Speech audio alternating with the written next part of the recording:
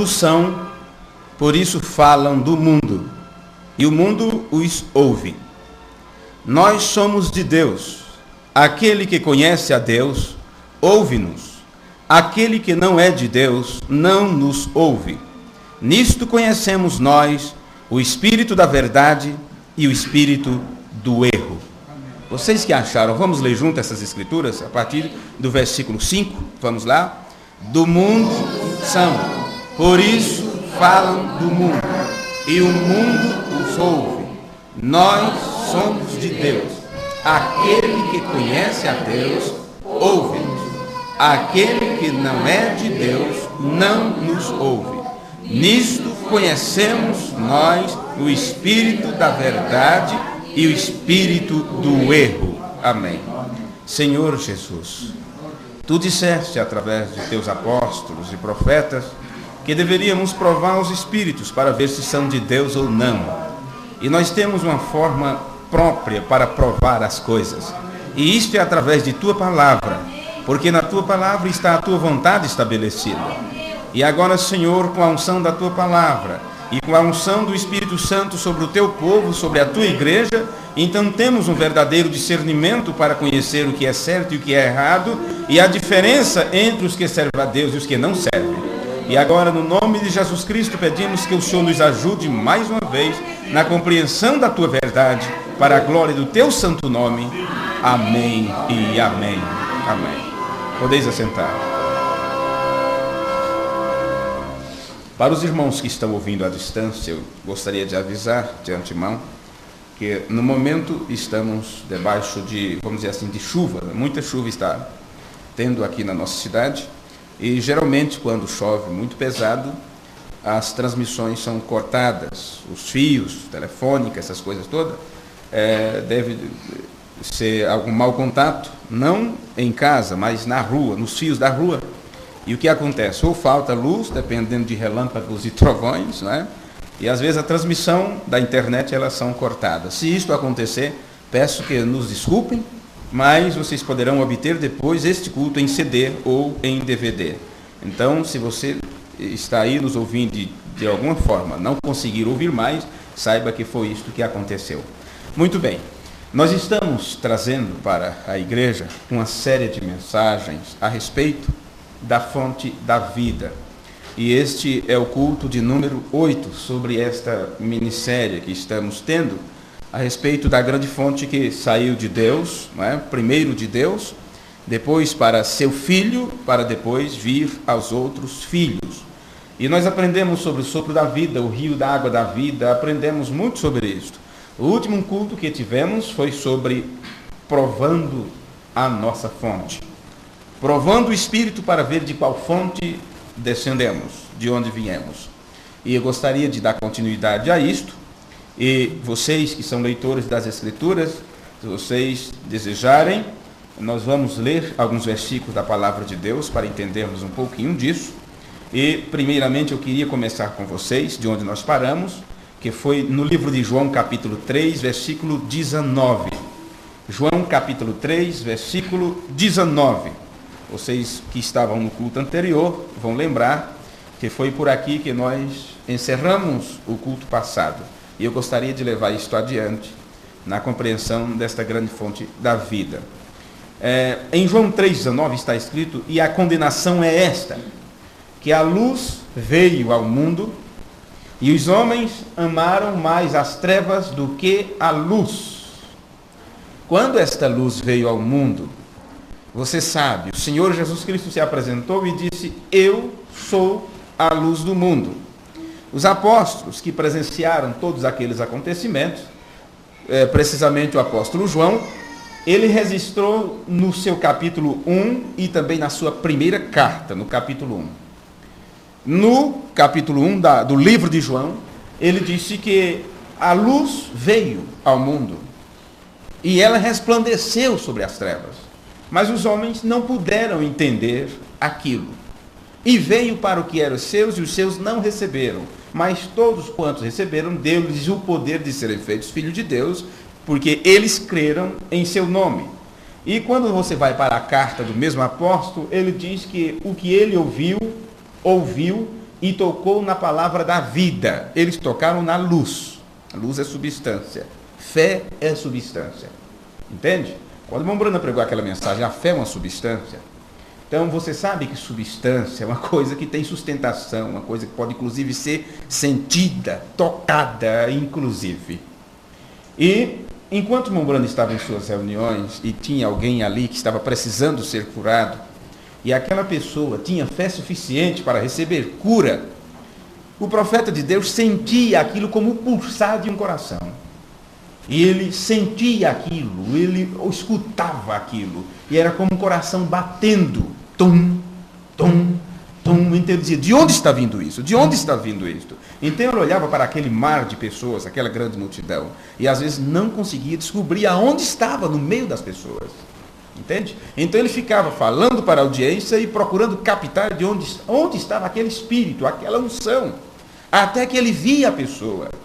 Até que ele encontrava onde estava a pessoa. Então, quando ele a encontrava, ele a chamava pelo nome, mandava ficar de pé, levantar a sua mão e dizia o nome da pessoa, o lugar de onde veio, o nome da enfermidade que tinha, há quanto tempo tinha, dizia se aquilo foi por uma enfermidade, um germe ou um espírito que estava possuindo aquela pessoa. Ele contava toda a vida da pessoa, mas aquilo podia ser sentido.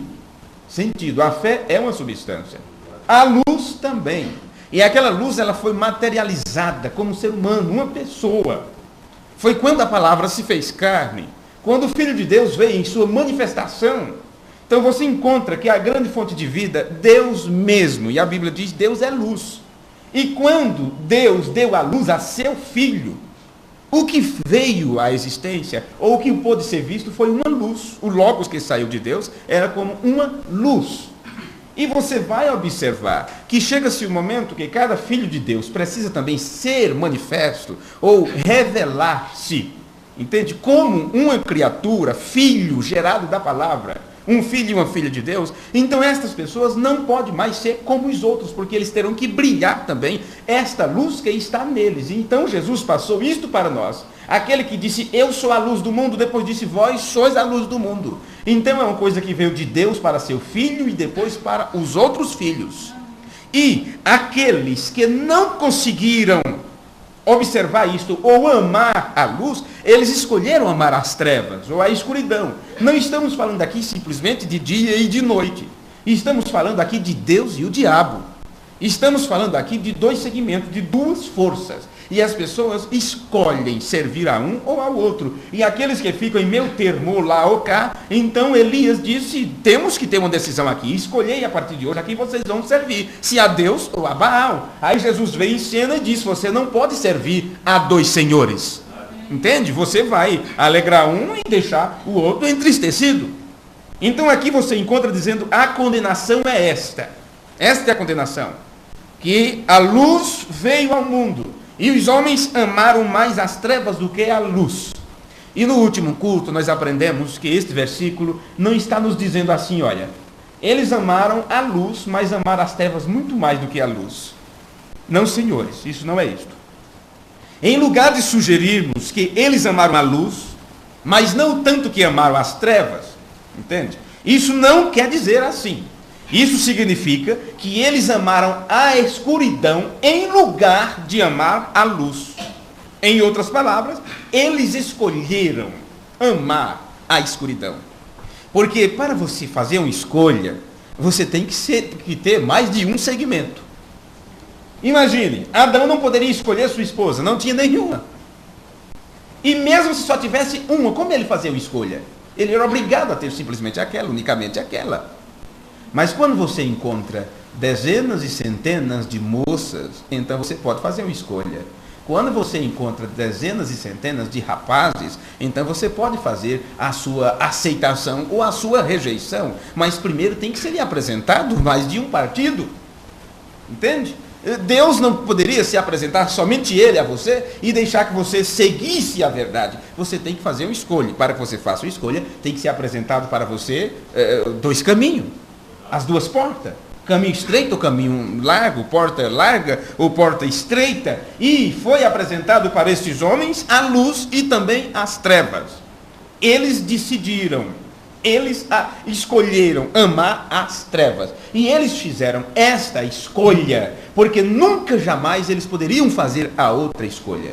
Eles nunca poderiam amar a luz, porque não tinha semente de vida para que... Aliás, não, vamos dizer assim, não tinha ali interruptor para acender a luz. Não tinha o interruptor para acender a luz. Então aqui é mostrado por que eles amaram mais as trevas do que a luz. Está escrito assim, porque as suas obras eram más. As obras deles eram más. E quando se trata de obras, então nós aprendemos que essas palavras aqui, a palavra obras, nas Escrituras, que está registrado no livro de João 3:19, a palavra ali, de onde foi traduzida, é uma palavra grega, que é ergon. Ergon. E ela simplesmente significa negócio. Quem estava no conto anterior vai ver que eu estou me repetindo. Estou pegando o pé da situação para continuar. A palavra ergon, de onde foi tirado ali para obras, ela é negócio, emprego, ocupação, vamos ver aqui, empresa, compromisso. Então, vamos agora traduzir mais fácil. E eles amaram mais as trevas, porque sua ocupação, seu compromisso, seu emprego, sua empresa, qualquer produto, qualquer coisa alcançada à mão, sua arte, indústria ou mente, o ato feito ou alguma coisa feita. Tudo isto eram má, errado. Então a palavra de Deus, ela pode soar o tanto que for nos ouvidos destas pessoas. Aquilo nunca vai descer ao seu coração para gerar frutos de arrependimento. O apóstolo João, aliás, João Batista, o que batizou Jesus, quando ele encontrou aquele tipo de pessoas que eram raça da serpente, filhos da serpente, ele disse: raça de víboras, quem vos ensinou a fugir da ira vindoura? Produzi, pois, frutos dignos de arrependimento. Se eles tivessem capacidade de produzir frutos dignos de arrependimento, então eles poderiam andar na luz. Mas, no entanto, eles jamais poderiam andar na luz da palavra de Deus. Mas, no entanto, eles queriam. Eles desejavam. Porque a semente maligna, o joio, que foi semeado pelo maligno, como o Senhor Jesus nos ensinou, eles querem provar que também são filhos de Deus. Mas o que nós temos que entender de uma vez por todas é que suas obras, seus feitos, suas ações, não há luz nelas. Eles somente caminharão para aquilo que é errado, porque suas obras são más. Porque suas obras são obras de incredulidade. Então você vai observar que ali há opções. Existem duas opções para ser feita. E eles têm a inclinação da opção errada. Observe. Tome uma criança e deixe ela apenas aprender o que é errado. E você não vai ver facilmente ela escolhendo fazer o que é certo. Agora você tome outra criança e ensine a ela a fazer o que é certo. E você vai descobrir que mesmo assim ela terá mais propensão, será mais inclinada a fazer o que é errado. Sempre, sempre e sempre. Você observe um dia inteiro de sua vida. Vocês que têm lutado tantos anos a viver uma vida cristã. E o profeta pregou um título de uma mensagem assim: porque é tão difícil viver uma verdadeira vida cristã. Observe um dia de sua vida. E se você analisar aquilo, se um dia de tua vida fosse mostrado como num filme, você ia ficar envergonhado, envergonhada, e jamais gostaria que quem quer que seja visse aquilo, porque você vai descobrir que em um dia de 12 horas, no nascer ao pôr do sol, ou coisa assim, você fez mais coisas erradas do que certas. Porque esta é a inclinação da carne. E você sabendo que a inclinação da carne é a inimizade contra Deus, você não quer estar sendo inimigo de Deus. Entende? Você não quer estar em inimizade contra Deus.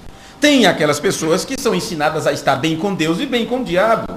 Mas Deus não aceita esse tipo de bondade. Deus não aceita esse tipo de trato. Deus não quer meios termos porque Ele não tem meios cristãos. Deus não tem netos, Deus não tem meios filhos, ou filhos pela metade. Deus tem filhos e filhas de Deus. Entende? Então, se você faz parte dessa grande fonte da vida, tem que estar fluindo de nós aquilo que descende do Pai. Do Senhor Jesus Cristo jamais saiu uma palavra torpe. Você diz, mas ele era o santo de Deus. A Bíblia diz, em tudo ele foi tentado, mas ele escolheu submeter-se à vontade de Deus. Amém. Então você também em tudo é tentada, você em tudo é tentada. Observe suas escolhas. Observe a forma que você escolhe. E se você estiver mais inclinado a escolher o que é errado, então você tem que pedir a Deus, Senhor, mude a minha natureza, porque eu não posso crer e acreditar que eu não sou teu. Mas não se engane, não nos enganemos. Porque nós já aprendemos que a descendência da serpente, eles lutarão e brigarão para provar que são filhos de Deus. Foi assim que Caim fez e foi assim que todos fizeram. E nos dias do Senhor Jesus, ele entrou numa disputa acirrada com os escribas e fariseus. E disse, ai de vós, escribas e fariseus hipócritas. E vocês conhecem a história. Então, nós paramos aqui a nossa leitura em João 3,19. Livro de João 3,19, e eu quero continuar aqui do versículo 20. Jesus continuou dizendo, porque todo aquele que faz o mal odeia a luz, e não vem para a luz, para que as suas obras não sejam reprovadas. Mas quem pratica a verdade vem para a luz, a fim de que as suas obras sejam manifestas, porque são feitas, ou cometeu, né? Ou teve ali a fonte em Deus. A verdade é essa. Então, quando um filho de Deus ou uma filha de Deus sente a reprovação da palavra em sua vida, ela não vai procurar então colocar desculpas sobre os seus feitos. Ele trará aquilo diante da palavra de Deus para que a luz da palavra espante, queime aquele mal, aquele pecado, aquela incredulidade, aquele erro, aquela falta cometida. Porque afinal de contas você não quer se encontrar com Deus com coisas e assuntos a tratar. Tudo que tivermos que acertar é deste lado da vida. O irmão Brando disse, eu não quero ter nenhum problema na minha passagem do outro lado do rio. Eu quero estar com o meu ticket pronto, pago e etiquetado, picotado, vocês sabem, né? Comprava-se antigamente a passagem, ficava ali no aguardo, estava dentro do veículo, caminhando, tudo bem. Chegava num determinado local, então vinha um inspetor para ver se realmente aquilo estava certo. Então ele chegava e picotava aquilo, fazia um furo ali para mostrar que estava tudo certo, você poderia seguir viagem. Então não adianta nada nós seguirmos até perto dos portais celestiais, né, dos portões celestiais, e quando chegar o momento da passagem, o momento do desfecho final, aqui não dá aqui para você, não está pronto. Puxa, passei a minha vida toda na igreja, passei a minha vida pregando o evangelho, passei a minha vida fazendo boas obras, e agora? Aí você vai ter que ouvir, claro, você vai querer insistir, porque você vai descobrir das escrituras, Jesus falou já sobre isso, o que vai acontecer no futuro, disse que ia haver uma insistência, e eles dirão, Senhor, quando foi que não fizemos o que ordenaste?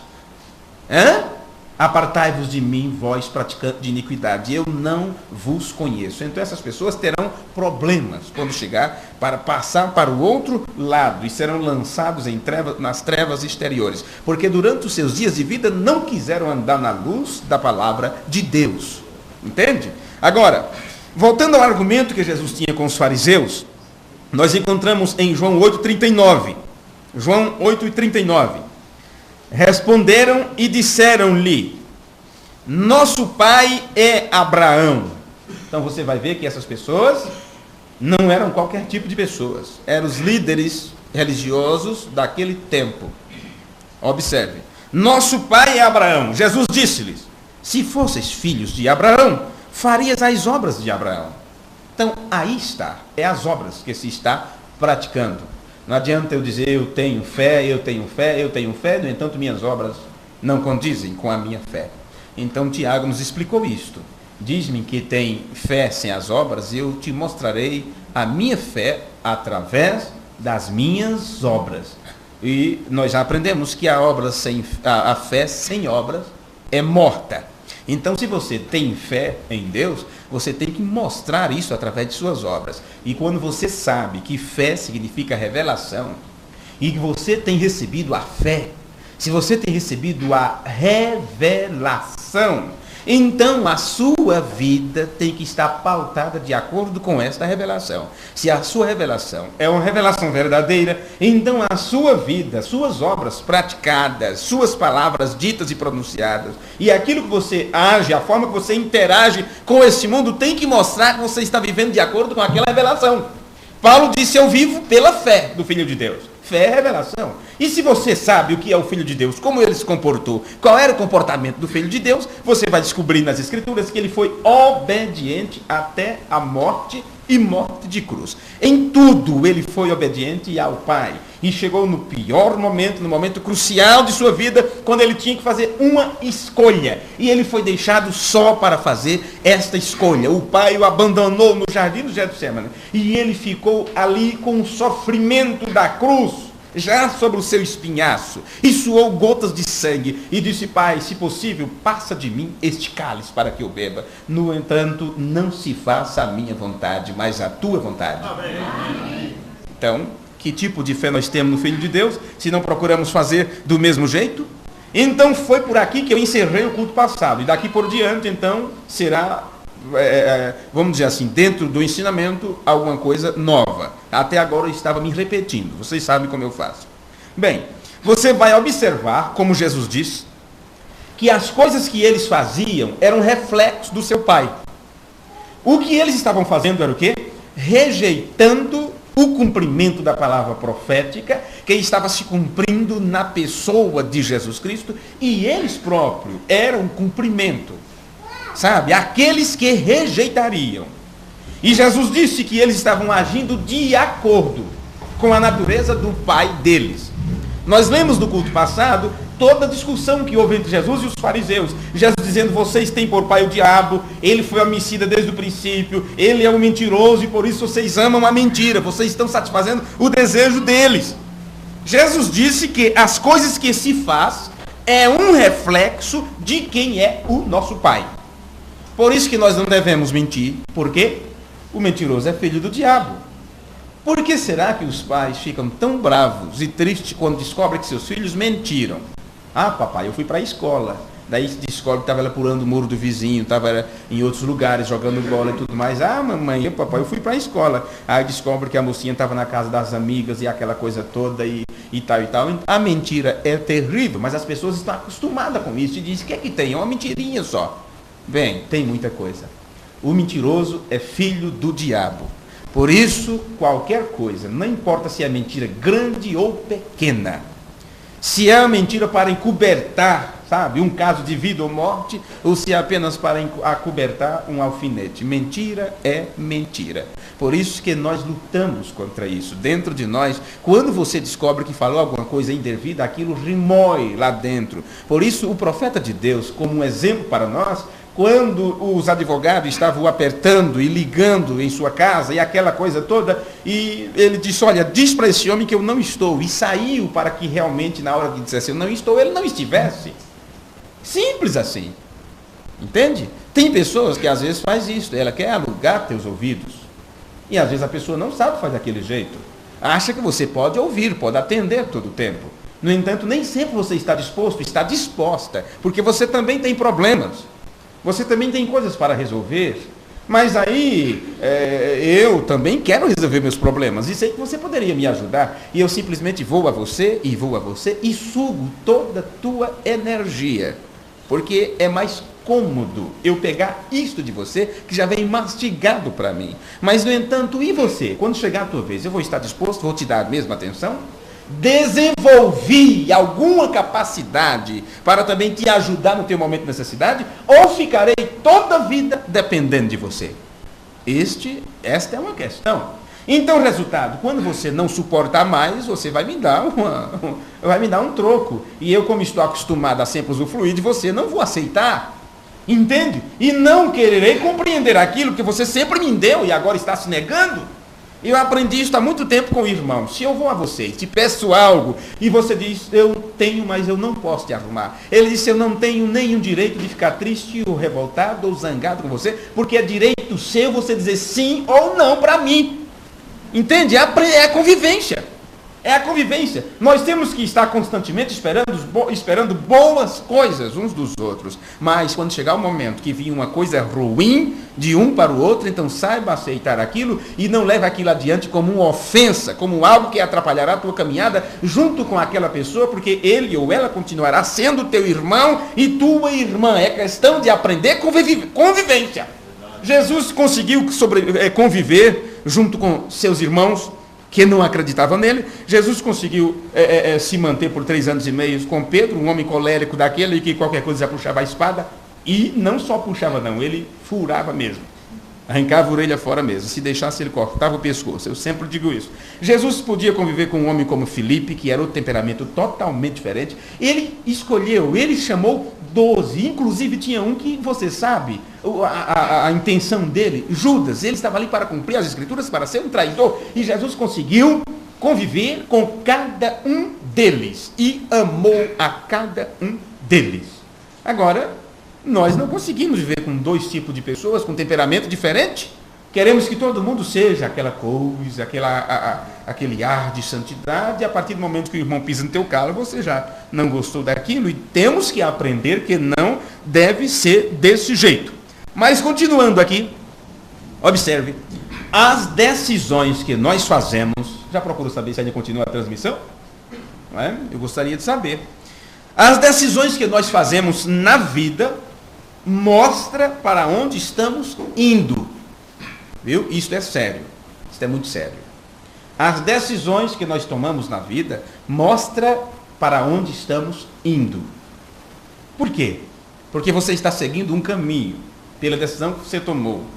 E aquela decisão que você tomou está mostrando que caminho você está indo. E aquele caminho está te levando para algum lugar, para algum momento. Em algum momento você chegará no seu destino.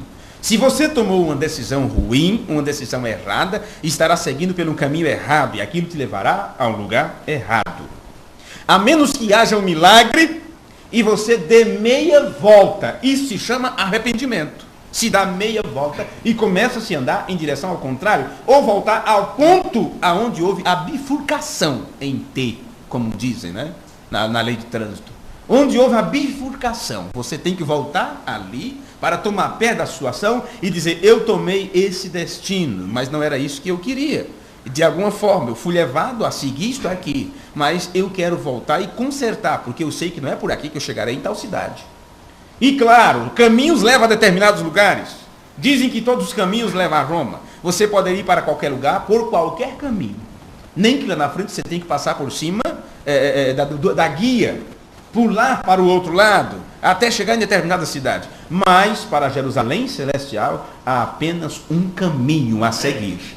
E qualquer curva na estrada, qualquer lugar onde você caminhou por alguma vereda, por algum lugar que não era o caminho da cidade celestial, você, enquanto está viva, você tem a oportunidade de voltar atrás e fazer as coisas certas e acertar aquilo. Mas se você descobrir que fez uma decisão errada, uma escolha errada, e seguir simplesmente errado, você simplesmente se entregou mesmo e diz: eu não faço parte da fonte da vida, a minha fonte está me levando para a morte, é para lá que eu vou. Então você já se entrega, e aquela coisa toda. Jó não se entregou, porque ele naquele estado miserável, e todos dizendo que ele estava em pecado e falhado contra Deus, ele sabia do que estava lá no seu coração. Por isso que dele só pôde jorrar o que era certo, o que era verdade, o que era palavra. Amém?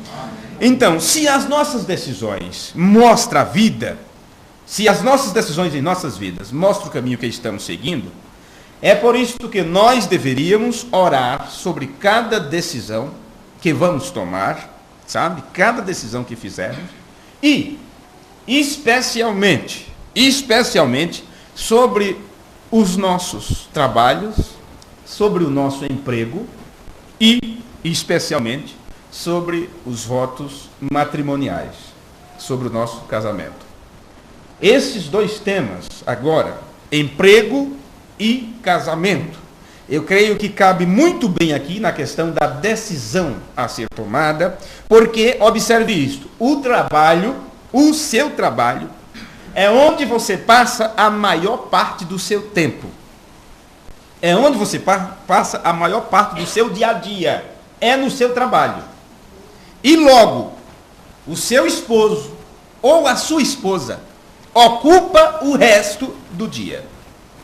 O trabalho e o casamento. O trabalho e o seu casamento. Estas são duas coisas, especialmente para vocês que ainda não deram este passo, estão procurando o primeiro emprego, vocês que trabalham já há muito tempo e vocês que pretendem um dia casar-se. Essas duas coisas se deve orar sempre e sempre, porque é no trabalho que você passará a maior parte do seu dia, do seu tempo, inclusive o seu ano. Marque quantas horas durante o ano você passa no seu trabalho. É a maior parte do tempo. Inclusive 4 meses de trabalho é para o governo, para pagar imposto. Não é? A maior parte do seu tempo é no seu trabalho. A outra parte é com o seu cônjuge, com o seu esposo, com a sua esposa. E se você tem um ambiente mau de trabalho, se você tem um ambiente ruim, será melhor que você encontre outro ambiente bem melhor. Caso contrário, você estará a maior parte do seu tempo num ambiente ruim, num ambiente errado.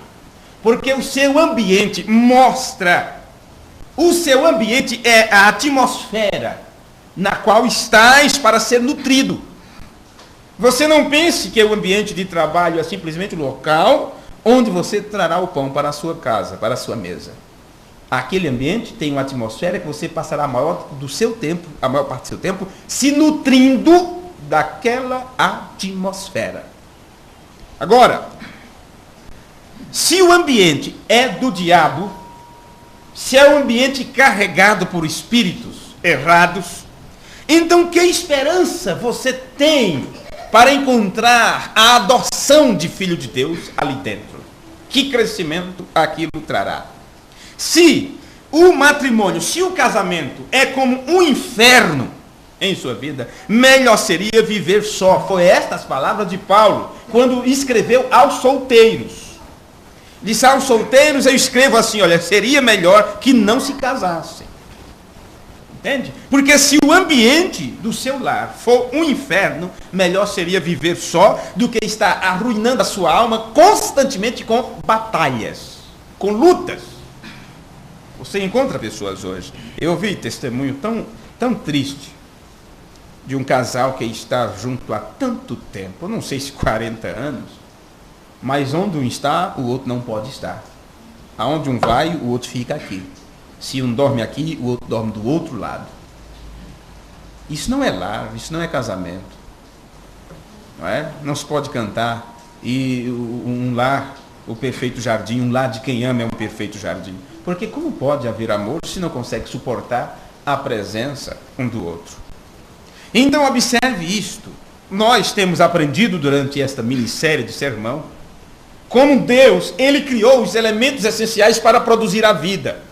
Então aí o tempo vai passando, você vai aprendendo mais o porquê das coisas. Para poder Deus trazer a vida em manifestação, Ele primeiro criou o ambiente próprio para a vida. Não adiantaria nada. Como Deus, sendo um Deus sábio, poderia trazer a vida se não houvesse uma atmosfera para aquela vida ser mantida? Então o que Deus fez primeiro foi criar a atmosfera boa. Então primeiro foi luz, depois água. Haja luz. Depois haja separação entre águas e águas. Deus primeiro criou os 2 elementos essenciais para a vida: luz e água. E qualquer coisa que você vai realizar, melhor seria preparar o ambiente primeiro, preparar a atmosfera primeiro. Por isso você tem aprendido que cultuar não é simplesmente vir se assentar para ouvir o culto. Há toda uma preparação. A forma de vir, a forma do comportamento, a sua forma de adoração, o que acontece antes do culto, a sua saída de casa, porque imagine só, vivemos numa vida corrida, numa correria constante, e aí temos o dia a dia e saímos de casa na maior pressa, já atrasados, e aí você entra no lugar e entra no outro, você não imagina, mas os dias mais trabalhosos é exatamente os dias de culto. Eu digo isso contando a minha experiência, entende? Porque parece que nunca dá-se tempo para as coisas. Nunca se tem o tempo pronto. Então você sai de casa agitado. Então você deixa seu lar agitado. Então você apressa a esposa. Vamos, mulher, estamos atrasados. E parece que aquilo é prolongado mais ainda. Até para encontrar um sapato, para encontrar uma sandália, parece que aquilo é o fim do mundo. E vamos, marido, e onde está isto? E onde está aquilo? E quando sai? E vamos, menino, vamos, criança, estamos atrasados. E um chora para lá e chora para cá. E aquilo fica aquele ambiente, sabe, de cara feia, de apressamento. E chegamos suados na maior correria. E aquela coisa toda, e já se senta e pronto. Quando começa o culto, meu filho, você não sabe nem o que é que está acontecendo. O que é que está acontecendo? Entende? Então, oh, que saudade do tempo dos judeus, que passava 2, 3 dias antes se preparando para a festa. Para a festa que eles iam ter, para comer os asmos, e tudo isso, e tudo mais. Meus amigos, tem que haver tudo uma preparação. Por isto, veja quanto tempo, o irmão estava falando, fazia muito tempo que eu não tinha um momento de meditação antes do culto. Chegava de última hora. Mas você, que tem mantido aquilo que nós aprendemos dentro da ordem da igreja, de chegar algum momento antes, para sentar, baixar a poeira, entende? Ficar quieto um pouco, tomar fôlego da situação, acabar o cansaço da vinda, ter tempo de abrir sua Bíblia, de fazer sua oração, de tomar uma água e tudo isso, depois se assentar. Quando começa os cânticos, você está pronto para aquilo. Tudo tem que haver uma atmosfera. Senão Deus não atuará numa atmosfera agitada e todas essas coisas. Então o que Deus fez? Criou primeiro água, aliás luz, depois água, e preparou a atmosfera para a vida. E é por isso que estamos falando novamente neste culto. Nós somos mordomos do nosso tempo aqui na terra. E temos sido repartidos, o nosso tempo foi repartido de acordo com as batidas dos nossos corações.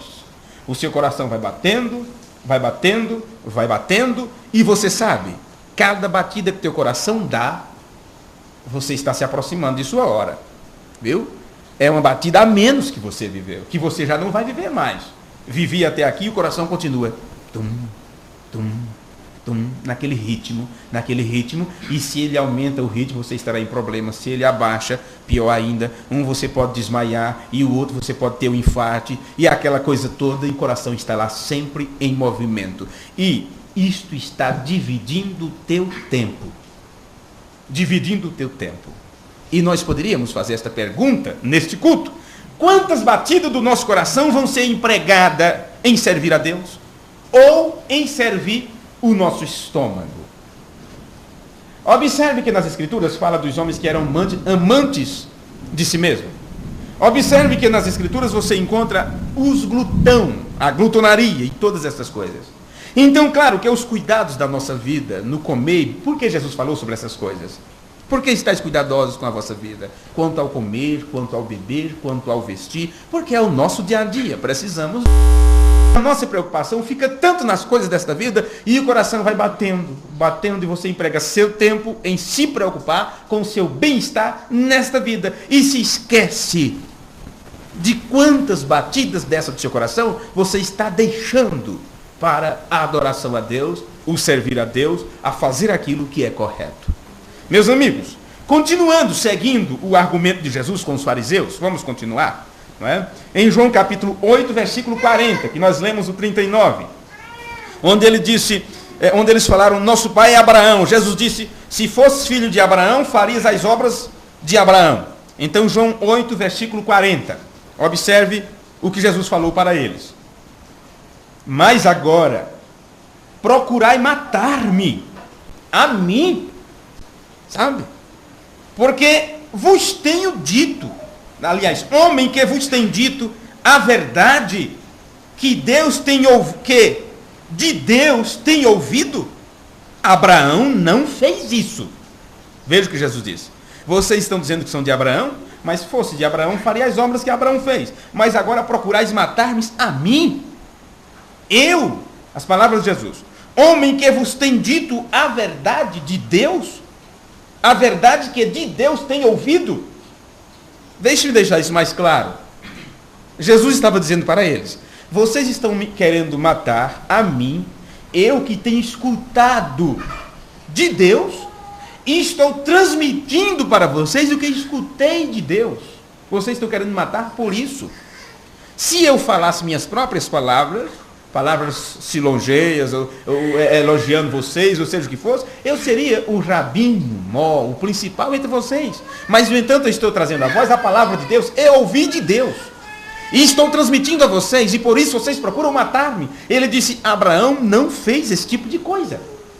Em outras palavras, Jesus estava lhes dizendo que os argumentos deles, qual eram os argumentos? Nosso pai é Abraão, versículo 39. Então Jesus estava dizendo que o argumento deles não estava condizente com as suas ações. Não eram argumentos consistentes.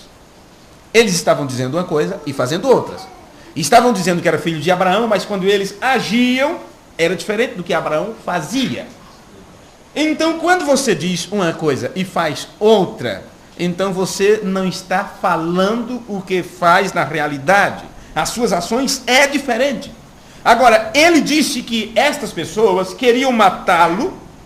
Por quê? Porque Jesus tinha dito a eles o que Deus tinha dito para Jesus dizer. Esta é a forma mais clara que encontro para explicar a vocês.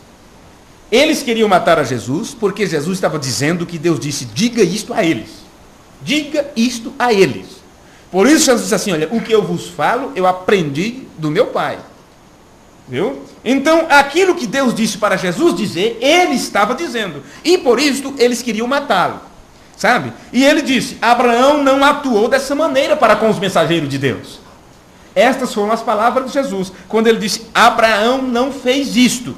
Jesus estava dizendo, Abraão não agiu assim quando os mensageiros de Deus veio a eles. Quando os mensageiros de Deus veio, Abraão simplesmente se prostrou, Abraão simplesmente fez o que foi dito para fazer. E vocês estão agindo diferente. Aí Jesus colocou a bomba na mão deles.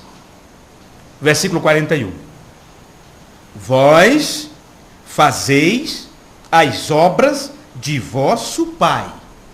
Veja que coisa. Eles disseram, somos filhos de Abraão. Jesus disse, não, vocês estão agindo diferente do filho de Abraão. Vocês estão fazendo a obra do vosso pai. Então disseram-lhe, pois, nós não somos nascidos de prostituição. Nós temos aqui uma coisa muito tremenda. Jesus faz uma acusação e estas pessoas, eles rebatem as palavras de Jesus.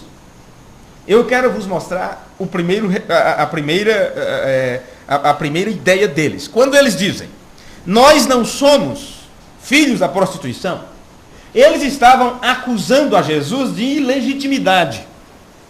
Porque enquanto Jesus se dizia filho de Deus, eles rebatiam longe de Deus ser um filho.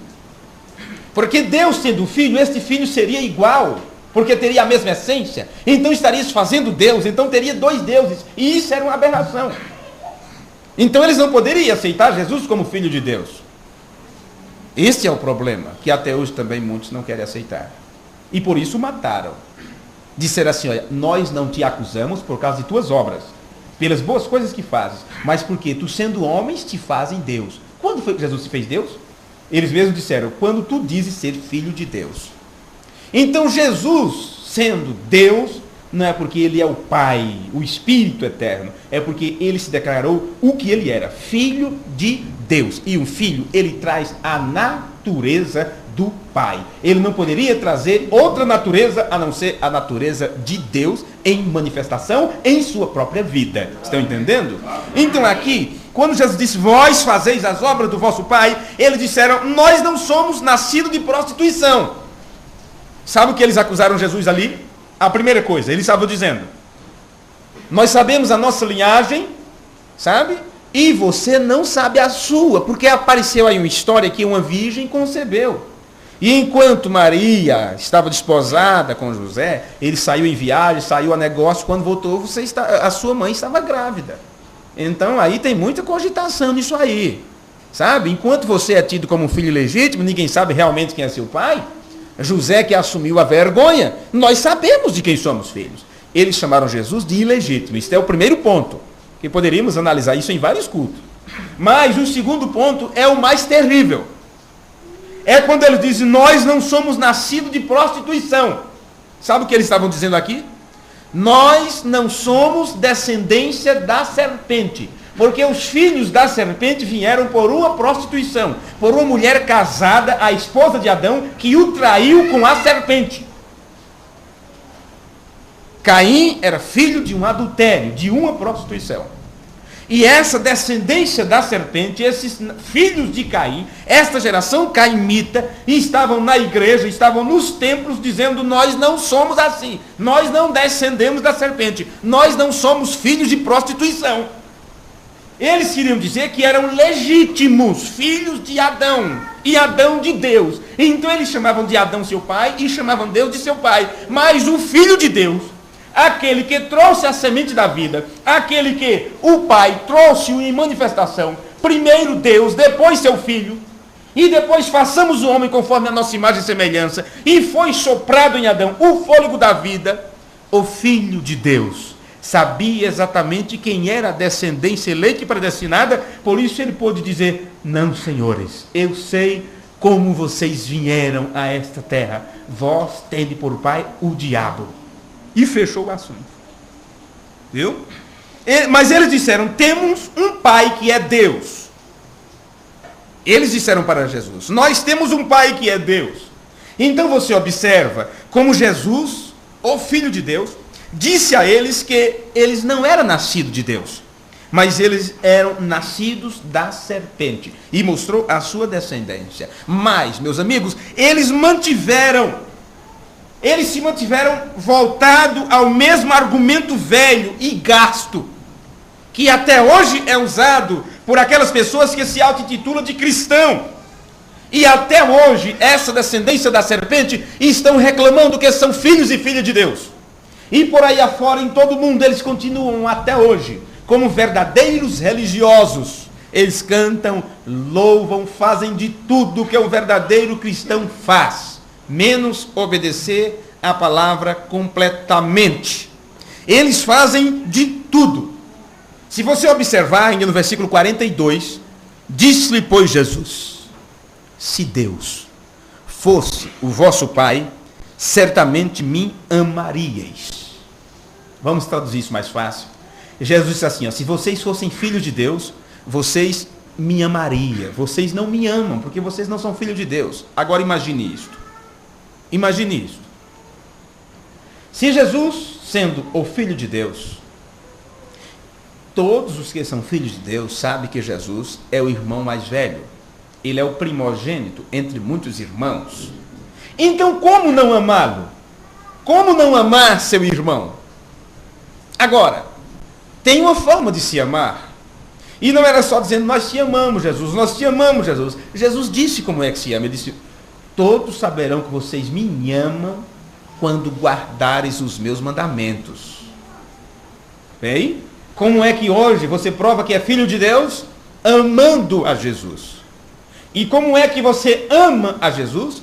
Obedecendo sua palavra. Porque ele trouxe para nós a vontade, a palavra do Pai. Amém. Então ele disse aqui: se vocês fossem, se Deus fosse o vosso Pai, certamente me amarias. Pois que eu saí, aqui está, meus amigos, a fonte da vida, que no livro de Apocalipse chama ela de: e lá estava o rio da vida que flui do trono de Deus e do Cordeiro.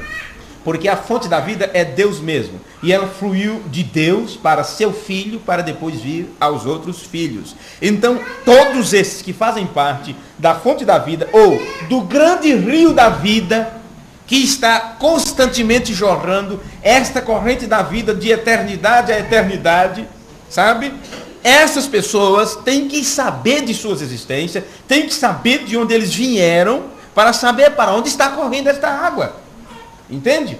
Flui de Deus, do trono de Deus e do Cordeiro. E isto vem de eternidade a eternidade. Primeiro de Deus para seu filho, para depois para os outros filhos. Então observe, Jesus sabia de onde ele tinha vindo.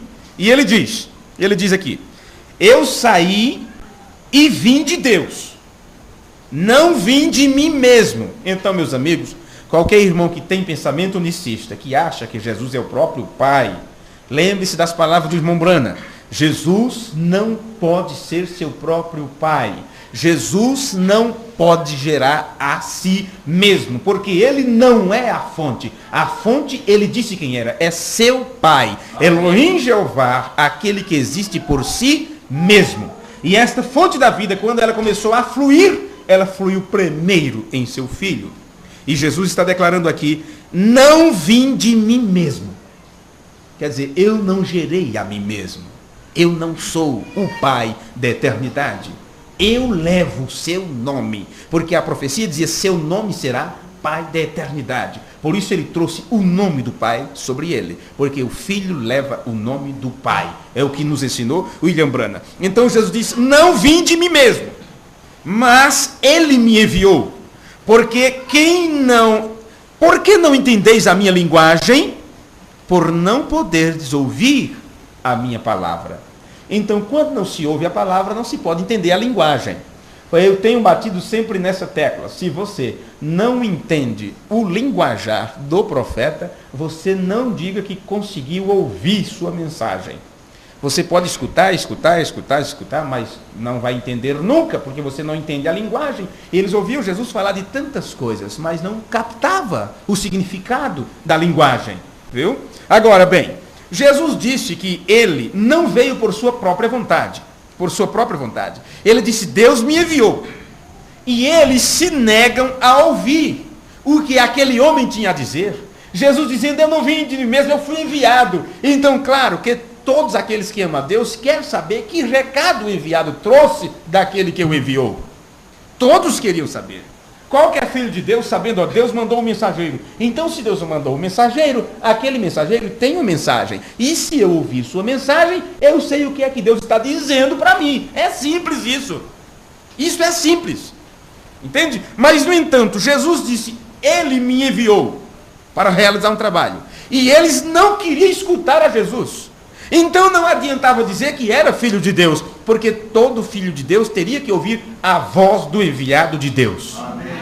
Entende? Logo Jesus disse a eles que Jesus disse a eles o seguinte: olha, vamos deixar isso claro aqui. Deus não é o pai de vocês. Deus não é vosso pai. Porque de quem você é pai, as suas ações vai mostrar. Vai mostrar. Então, versículo 44. Vós tende por pai ao diabo, e quereis satisfazer os desejos de vosso pai. Ele foi homicida. Bem, parem por aí um pouquinho. A palavra desejo, Jesus disse: e quereis satisfazer os desejos do vosso pai. Então, a palavra desejo ali, ela foi traduzida da palavra grega, significando os anelos. Eu anelo. Lembra aquele que diz: meu anelo é orar? Lembra desse hino?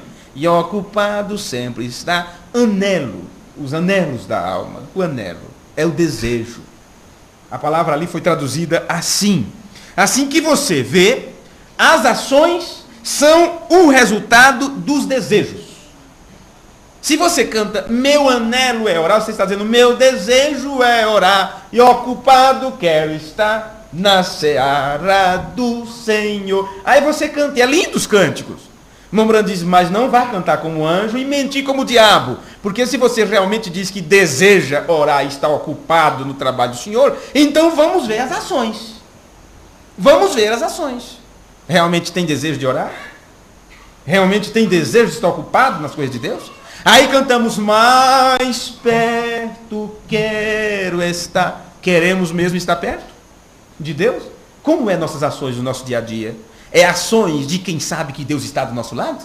É ações de quem tem certeza absoluta de que está caminhando ao lado dele? É ações de quem tem certeza que o Espírito Santo está habitando neste vaso, neste corpo? Vê o problema? Vê a responsabilidade? A coisa é séria. A coisa é séria. Jesus disse para ele: olha, as obras que vocês praticam mostram que o desejo é totalmente diferente. Porque as suas ações é o resultado do seu desejo. Daquilo que você deseja. O que você pratica é o resultado do seu desejo.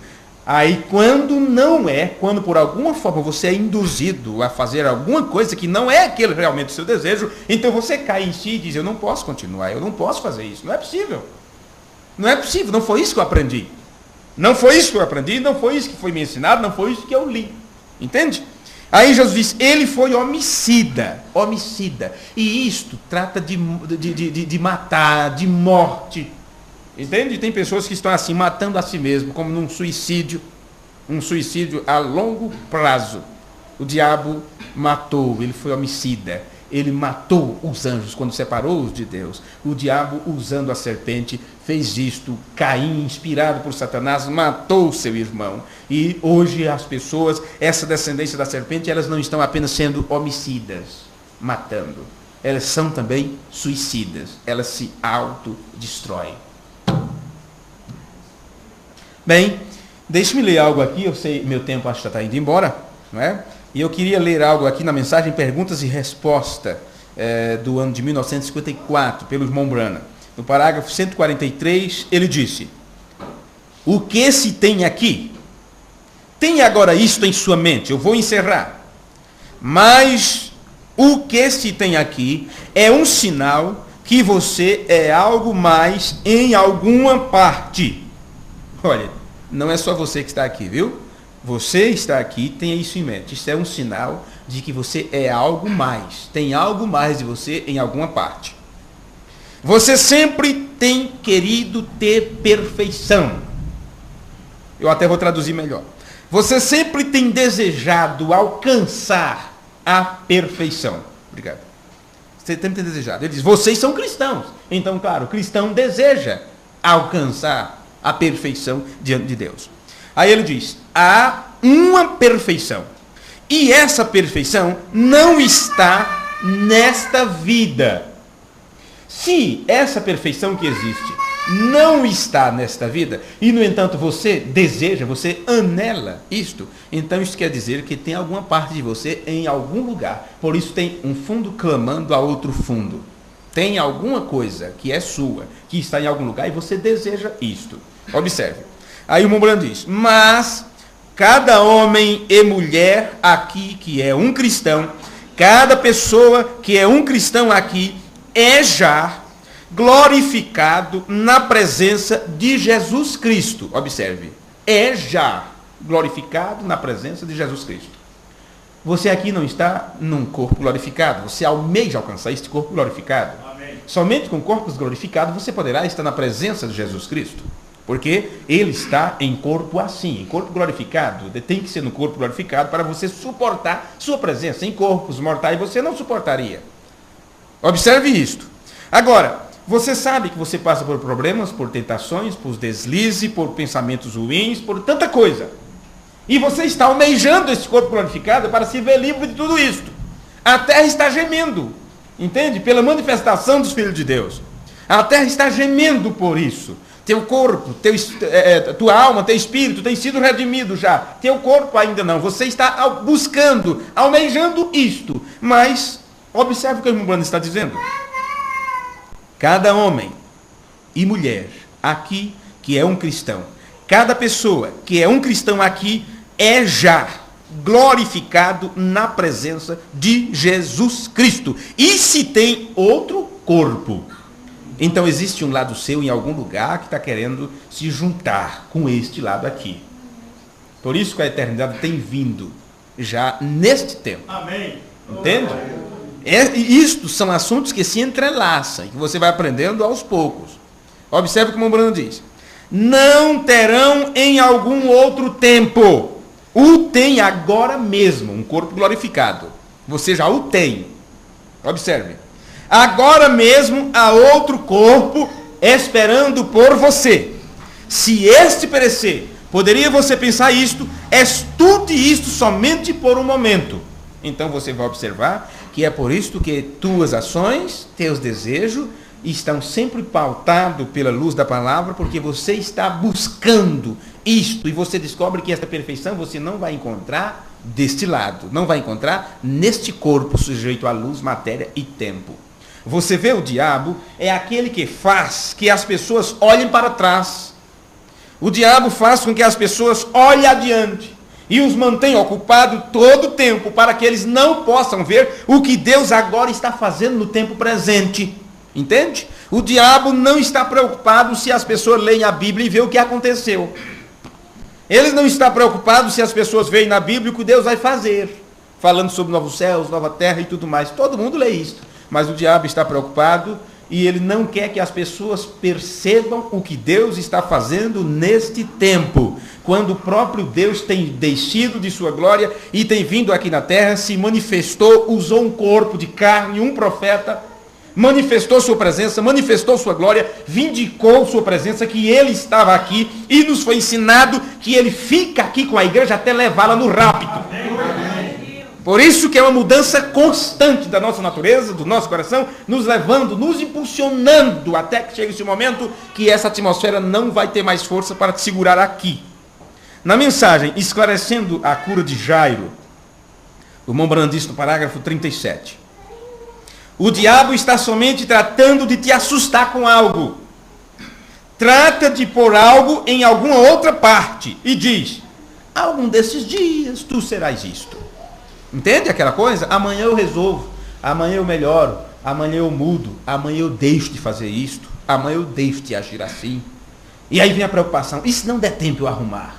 E se não der tempo? Não vai vir, não vai vir. Sabe aquela coisa que só acontece com os outros? Sabe aquele tipo de coisa que só acontece com os outros? Então é esse o sentimento sobre o arrebatamento. Parece que sempre terá um amanhã. Parece que sempre terá um amanhã. Então que possamos entender isso de uma vez por todas. Poderá não haver um amanhã para muitos de nós. Poderá não haver um amanhã para todos nós. Poderá não haver essas portas abertas amanhã. Poderemos não estar mais nesta terra amanhã. Então nós não teremos. Nós não temos controle sobre isto. Porque isto poderá acontecer a qualquer momento. E o diabo tentará sempre nos assustar e nos enganar com algo, dizendo, algum desses dias você muda. Não, depois você deixa disso. Amanhã eu faço, amanhã resolvo, quando eu ficar mais velho, quando eu ficar mais velho. É sempre assim. A luta é esta, você nunca terá tempo.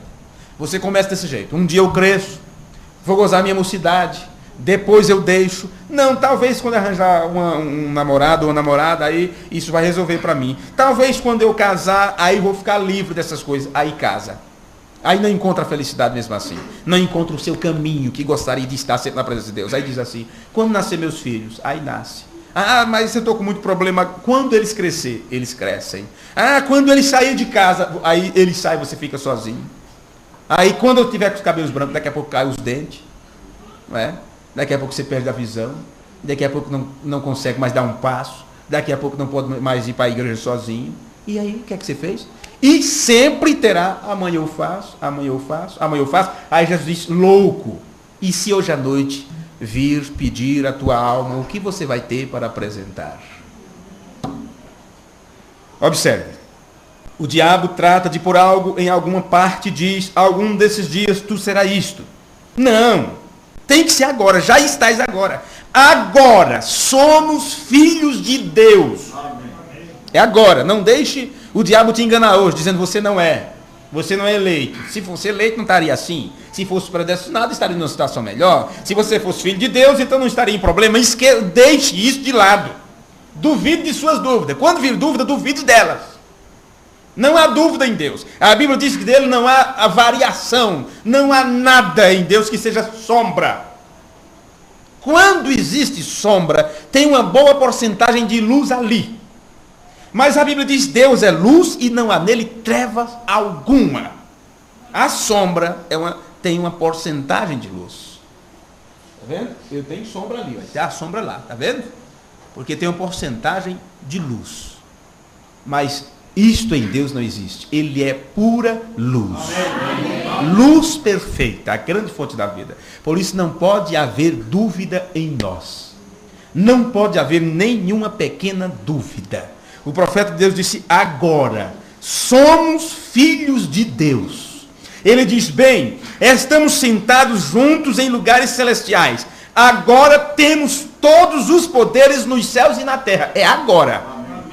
Não espere, eu vou mudar de vida e vou ser melhor, então Deus vai me abençoar. Você tem que ter isso agora. Tem que mudar de vida, é agora. Tem que fazer sua decisão, é agora. Você não tem o amanhã, de forma nenhuma. Agora temos todos os poderes no céu e na terra. Vem, agora o temos. Não no milênio, não. Então não necessitaremos. Necessitaremos de quê no milênio?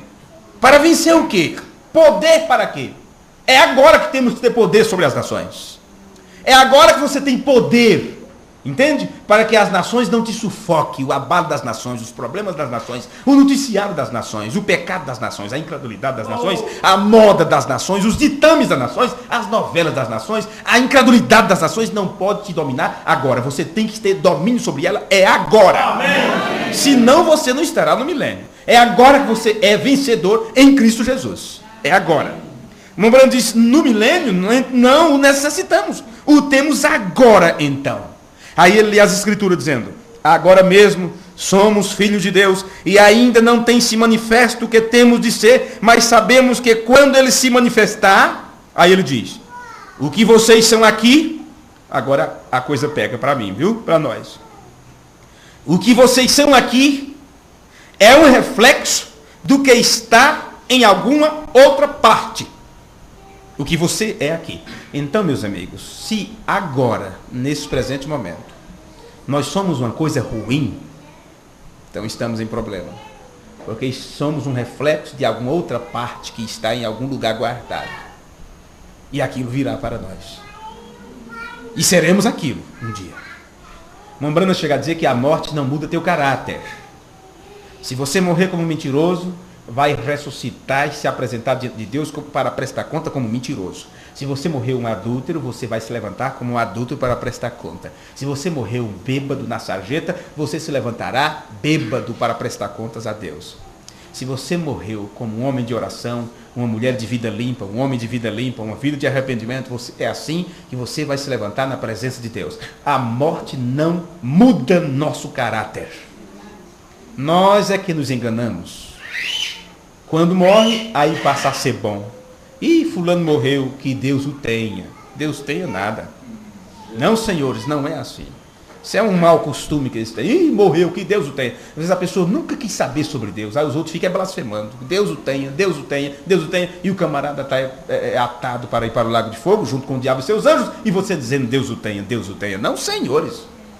Só voltará para a fonte o que saiu da fonte. Não voltará nenhuma sujeira, porque de lá não saiu nenhuma sujeira. Por isso a oração de Mombrana foi essa: Senhor Jesus, nós estamos de pé na tua presença, então enquanto estamos de pé na tua presença, limpa-nos e nos purifica. Amém. Vocês aprenderam isso quando estamos estudando a mensagem Cristo é o mistério, Cristo é revelado sua própria palavra, né? Bem, aí ele diz, o que vocês são aqui, eu já estou concluindo aqui essas anotações, para concluirmos. O que vocês são aqui é um reflexo do que está em alguma outra parte. Aí ele diz, citando as palavras de Paulo, a quem ele chamou, o justificou. Aí ele pergunta, isto é correto? Amém? Amém. Aqueles que justificou, tem glorificado. Aí ele diz, já na presença do Pai. Temos um corpo glorificado. Não foi tão profundo? Muito bem. Encontraremos que se é correto ou não. Paulo disse, se este tabernáculo se desfizer, temos um nos esperando. Isto é correto? Amém. Portanto, agora mesmo. E o que somos ali é um reflexo do que somos em alguma outra parte. Assim que, se seus feitos são maus, você sabe de onde vem. Sabe onde seu outro corpo está em espera. Se os seus feitos são maus, então você já pode ter a certeza onde o teu corpo está te esperando. Será no lugar mau. Porque a inclinação da carne é inimizade contra Deus. Por que será que essa palavra veio para nos mudar? Porque por mais fiel, honesto e bom que você seja, eu vos disse, pega uma criança e ensine a ela só coisas erradas. É isso que ela vai ser. Pegue uma criança e ensine a ela o caminho do bem. Assim que ela descobrir que tem um caminho errado, é para onde ela vai se inclinar. Por causa da carne. Por causa da inclinação da carne. A luta é constante, porque é coisa que se apalpa, que se vê, que se observa, que se toca, que se tem prazer com elas. No entanto, as coisas de Deus, o lado espiritual, meus amigos, antes tem o seu prazer na lei do Senhor e na sua lei medita de dia e noite. Mas que prazer é esse? Lendo as escrituras, lendo a palavra, ouvindo pregação. Aí por isso que ele diz, são doidos, são loucos. Mas é um conhecimento que eles jamais poderão ter. Porque é algo que Deus revela a você e diz, você é meu. Amém. E esta vida aí é um trapo de imundícia. O mundo passa e as suas concupiscências, quer dizer, e os seus prazeres. Mas aquele que fizer a vontade do Pai Celestial. Amém? Vamos nos colocar de pé e que o Senhor vos abençoe. A cada um de vós. Deus os guarde. Senhor Jesus, nosso amado Pai Celestial, nós estamos agradecidos a Ti, Pai da Glória, por Tua graça, compaixão e misericórdia que Tu tens de cada um de nós. Nesse instante oramos por nossas próprias vidas, Senhor, e colocamos nossas vidas diante de Ti. Pedimos perdão por nossos pecados. Sabemos o quanto que temos sido falhos com o Senhor e nos envergonhamos por causa disso. Pedimos, ó Pai, que o Teu sangue precioso possa recair sobre nossas vidas e sabendo nós que mesmo assim, por mais que pedirmos a Ti, sabemos que o Senhor não fará nada disso, porque tudo o Senhor já fez. Amém. O Senhor já nos curou nossas enfermidades, o Senhor já perdoou todos os nossos pecados. Nós é que temos que reconhecer isto e praticar obra de justiça, obra de fé, obra de amor e deixar de fazer o que é errado. Só assim seremos cobertos pela misericórdia do Senhor. Porque, ó Pai, somente para os teus filhos é que pode haver arrependimento.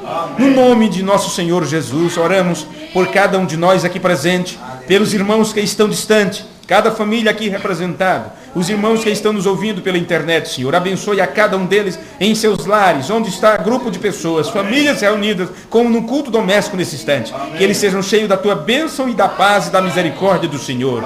Pedimos pelos próximos cultos que teremos aqui, Senhor, pela viagem dos irmãos vindo aqui para estar conosco, para juntos termos companheirismo com a palavra. Pedimos que o Senhor abra as portas dos céus e que anjos poderosos Teu, vindo da presença do Deus Todo-Poderoso, possa acompanhar todos os Teus filhos e que estas reuniões sejam guardadas por espadas flamejantes, Pai, para que o adversário, para que o inimigo não penetre, ó Deus, entre as nossas fileiras, mas que possamos ter um tempo de regozijo na presença do Senhor. É no nome de Jesus Cristo que nós oramos e Te pedimos estas bênçãos. Amém, Senhor. Amém, amém. Deixa a luz do céu entrar. Deixa a luz do céu entrar. Abre bem a porta do teu coração. Deixa a luz do céu entrar. Levante suas mãos e adore a Deus. Deixa a luz do céu. Aleluia, Jesus. Louvado seja o Senhor. Deixa a luz do céu entrar. Abre bem a porta do teu coração. Deixa a luz do céu entrar. Em Ti, ó Senhor, eu coloco minha fé. Em Ti, ó Senhor, eu coloco minha fé. Em Ti, ó Senhor, eu coloco minha fé. Se há um rio que flui do meu viver, há uma fonte,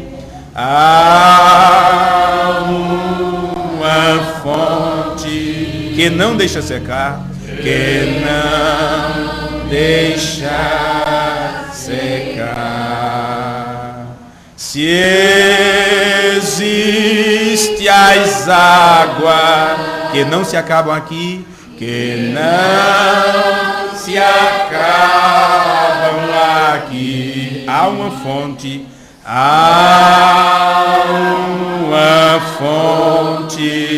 que corre sem cessar, que corre sem cessar. Vamos dizer todos juntos: Pai nosso que estais nos céus, santificado seja teu nome. Venha a nós o teu reino. Seja feita a tua vontade, assim na terra como no céu. O pão nosso de cada dia nos dai hoje, e perdoa as nossas dívidas, assim como nós perdoamos aos nossos devedores.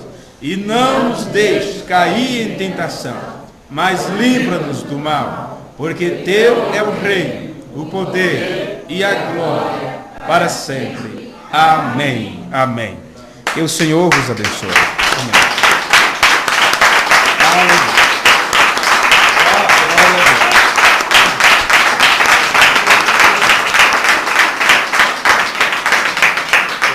Louvado seja o nome de nosso Senhor Jesus Cristo. Quarta-feira estaremos aqui para mais um culto. Na sexta-feira, como vocês já sabem, teremos nosso culto de dedicação do santuário e teremos aqui o pastor Brian e o pastor Mário Nina, não é? E alguns outros irmãos que estarão conosco. Orem por estas reuniões. Como aqui está muito quente, creio que lá fora pode até estar com algum sereno, vocês deem algum minuto aí, tomem água, se assentem. Não será muito bom sair do ambiente para outro logo em seguida, não é? Deus abençoe a cada um de vocês e os irmãos da internet. Deus os guarde, Deus os enche com a sua graça misericordiosa. Estamos transmitindo 24 horas pelo site www.doutrinadamensagem.com.br. Neste dia 16, nós teremos a visita do pastor Joseph Brian Kousoek, de Ohio, Estados Unidos. Ele estará aqui no Brasil pela primeira vez, a sua primeira viagem missionária aqui no Brasil. Ele é um homem que tem pregado em vários países e seus estudos, suas pregações, seus sermões estão sendo traduzidos em várias línguas. A doutrina da mensagem tem chegado a mais de 134 países, isto em apenas 4 anos. Então, você está convidado para no dia 16 ouvir o pastor Joseph Brian Kousoek. E os irmãos da internet que desejarem receber os DVDs dos cultos que este homem de Deus estará pregando, você entre em contato conosco e mandaremos gratuitamente para aqueles que solicitarem. Deus ajude, Deus abençoe e tenham todos uma semana abençoada por Deus.